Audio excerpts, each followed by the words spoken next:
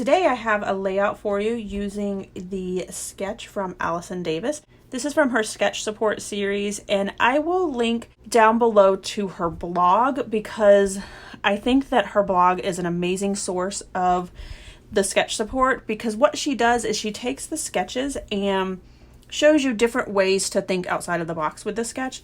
And I love this sketch and the stitching. So I decided to go ahead and do a beach layout, and I pulled out this beach paper from Echo Park. Once I get all the paper down, I am going to hand stitch all of the strips just like it calls for in the sketch.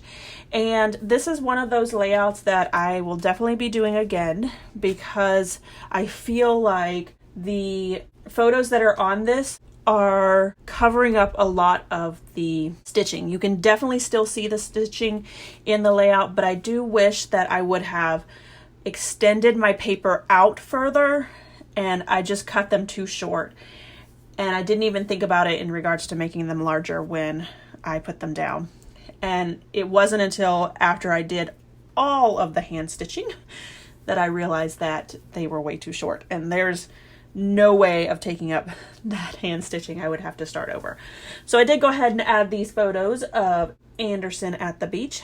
And he was just playing in the surf right there at the sand. He was just filling up his bucket with sand, and it's just a cute photo of him playing in the water. And I was just sitting there right next to him in my beach chair with my camera, just snapping away at him. I pulled out all of the different threads to match up with the papers on here and then decided what colors I wanted to add. I was using that craft floss, which, like I said, I think in a previous video, I had reached out to Allison Davis to find out exactly what type of thread she was using, because I felt like my thread was super thick, and this craft thread is not a thread that you can pull apart. When I tried to pull it apart, it would just shred. I have since then gotten embroidery floss, and I love that so much more than this craft floss. It's just super thick and it makes it difficult to hand stitch, and I think that the embroidery floss is a little bit easier to add dimension to the layouts without causing a lot of bulk. So I do put down fun foam on that photo on the right.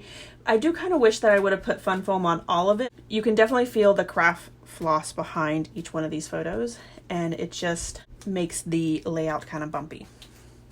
So this one was a quick one. I think that I spent a lot of time on that hand stitching, and so I wanted to make that be the center focus of this layout. So I didn't add a whole lot of other embellishments. I just added a couple of chipboard pieces from the kit and then a few enamel dots in my title, and that was it. So I hope you enjoyed this video. Here is my final layout, as well as some close-ups. If you enjoyed this video, if you wouldn't mind giving me a thumbs up, I'd really appreciate it. If you haven't done so already and you want to see more double page layouts, make sure you hit that subscribe button, because that's all you're going to get on my channel.